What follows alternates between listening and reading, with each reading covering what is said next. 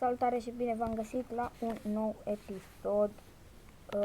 Vă voi arăta un mod în care vă puteți construi o casă, mai multe case de fapt, și un castel și foarte multe resurse. Hai să începem.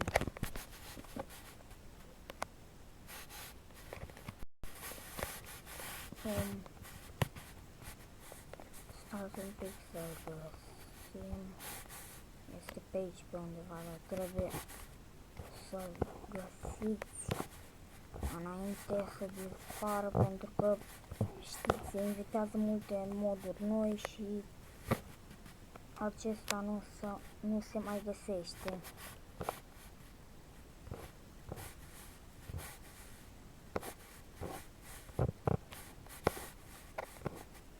Nu îl mai găsesc, dar tot o să-l găsesc, ca să vedeți voi că eu îl știu. Dar și cel mai ușor este să căutați aici mod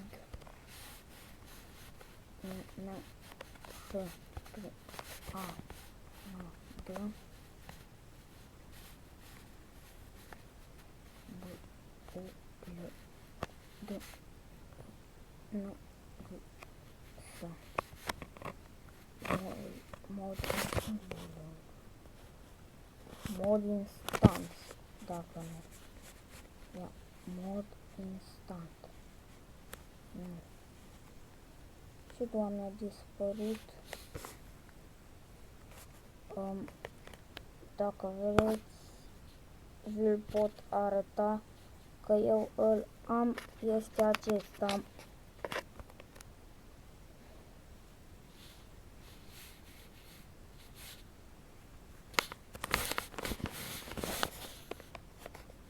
Acesta este mod instant building și îl puteți găsi și pe Refugio, care dacă puneți o ușă, se construiește o casă cam așa.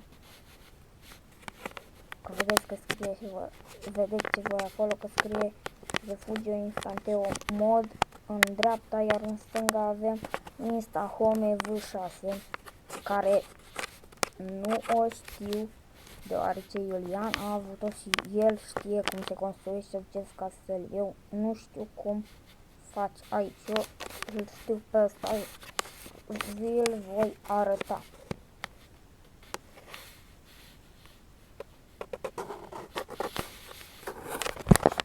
Acum să vă arăt modul în acțiune.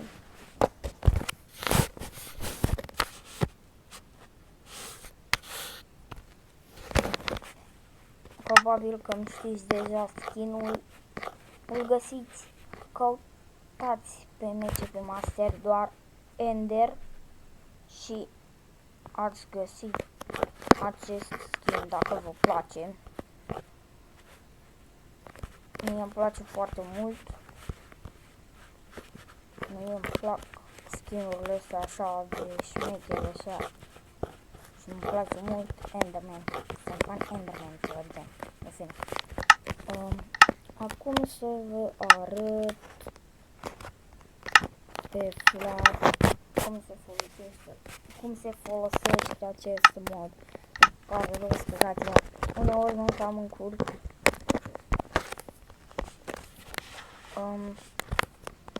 Și nu uitați să vă abonați, să dați like dacă vă place acest episod și mai vreți în continuare episoade cu Minecraft, pentru că de ieri până azi am găsit doar 2 like-uri la primul episod. Cred că nu vă place sau ceva de gen, nu știu. Sper că astea să vă placă și să dați like. Dăm la construcții simple, dăm la tiol jos, dăm aici ca să-mi dispară negru ăsta de jos.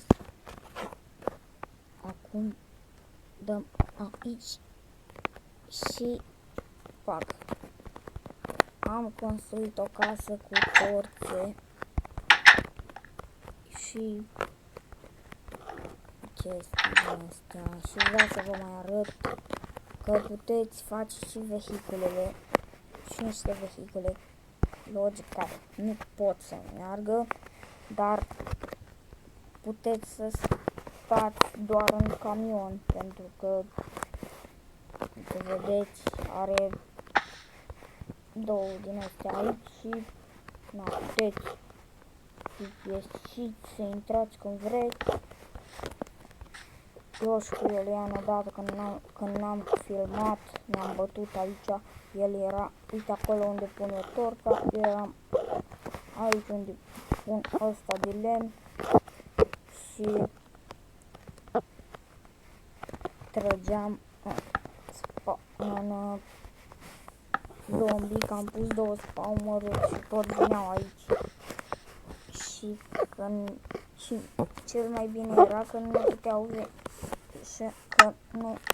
puteau veni aici, pentru că noi am pus uși. Noi le deschideam, le închideam ca să nu le spargă. Și ne-am și varicadat aici în camion. Am pus o scară, ne-am urcat pe acoperiș sau ce fă asta, că eu nu-mi dau seama, dar așa bine. Să scrieți în comentarii ce este capul la camion sau ce-o fi chestia asta pe care stau eu, că eu chiar nu înțeleg. Și nu Minecraft în realitate, vreau să mă refer. Bine, hai că știu că roțile arată așa, dar de ce nu pus butoane la ele? Că așa trebuia, nu? Că așa trebuia. Butoane din alea vii, adică din stone, sau ceva de genul. Și mai avem câteva minute pentru că v-am zis și în acel episod de Special Forces Group 2, în episodul 1, că nu merge să postez episoade mai lungi de 15 minute. Ceea ce este tare enervant pentru mine, că eu dacă aș cam vrea să postez de o oră, dar nici Iulian vrea doar 20 ceva de minute, deci și oricum nu lasă YouTube să postez mai mult de 15 minute. Hai să facem un templu.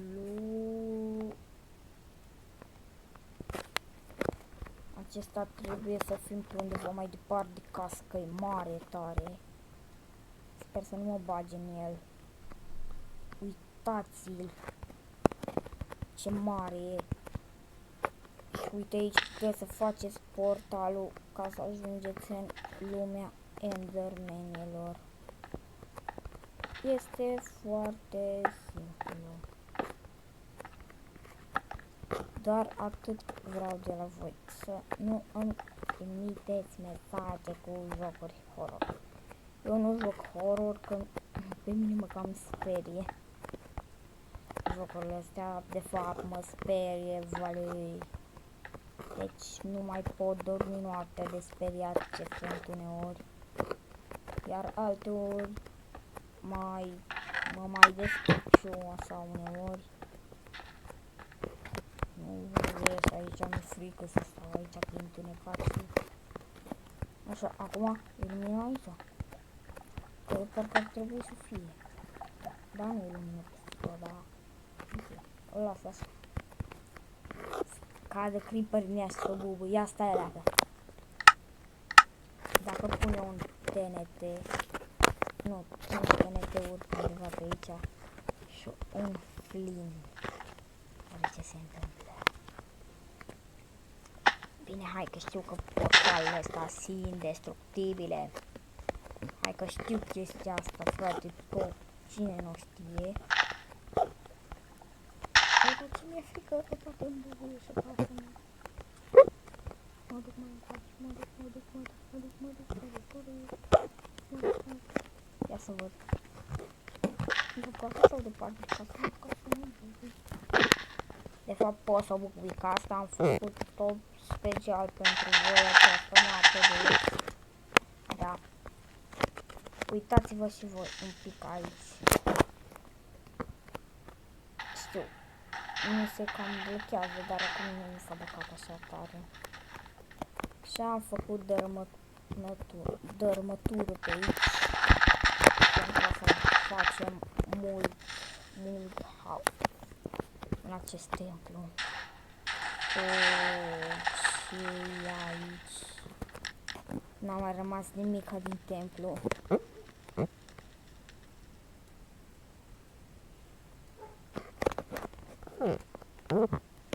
Aoleu, și acum iar îmi latră câinele și face mare energie că e din ăla mare, adică câinele nu pare așa mare, adică un bulldog, să zicem, sau un polonez sau ceva. Deci, dacă scapă, rupe pământul. A nu știe să sară garduri, știe de toate, atâta aport nu știa și nici nu știe.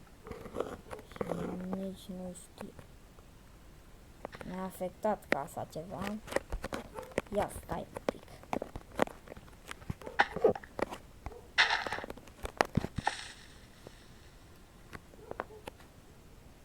Bum. O trebuie să facem asta. Am venit cu demolarea. Dar ce chestii? Că s-a dus numai asta. Pământul e aici.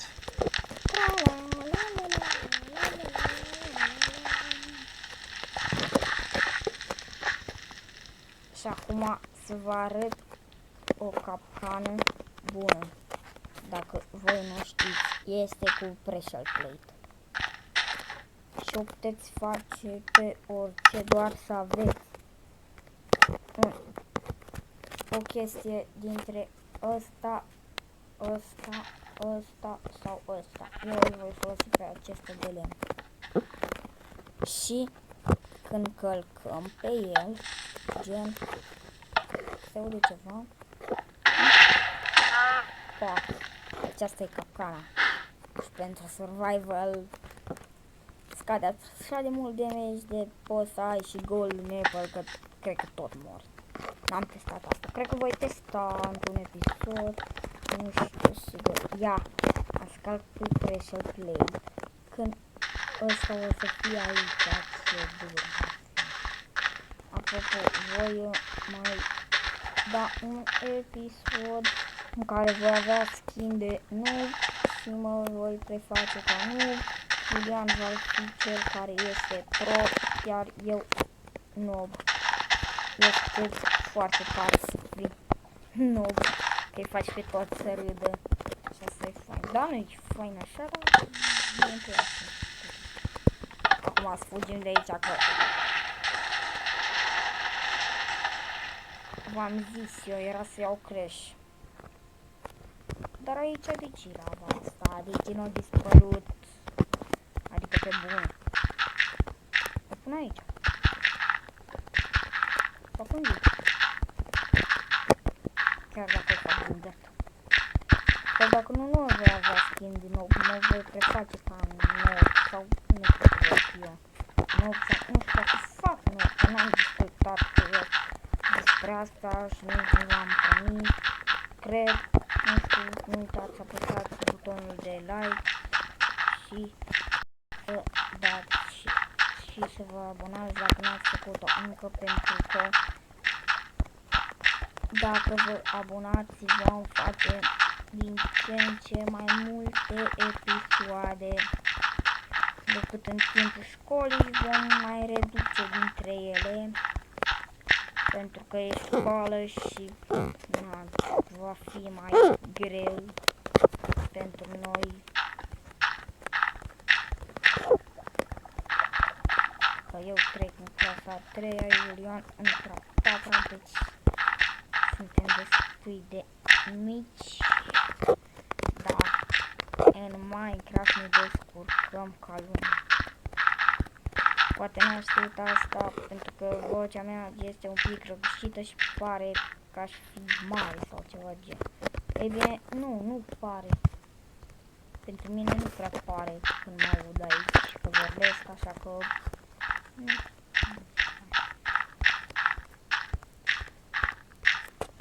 Dați-vă și voi ce-am lângă templu de lavă. Ce dur e asta. Pe bune. Uite-te și tu aici. Aici e minune. Uitați-vă și voi. Acum când vom pune tenele de portal, adică când ajungem la portal, ceva genul atât sau nu atâta.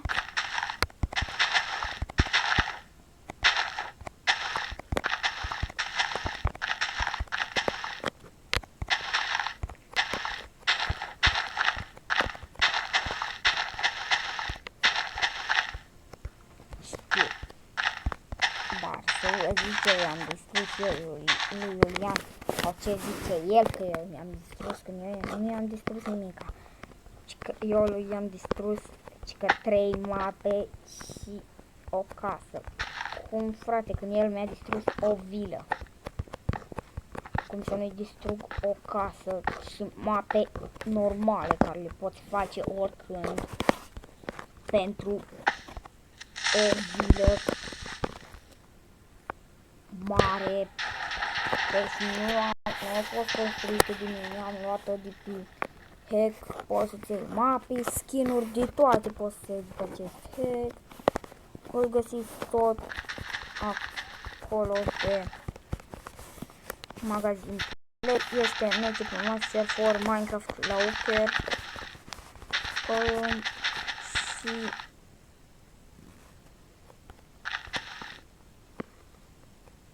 cam atât cu acest episod. Ne vedem și data viitoare. Pa, pa!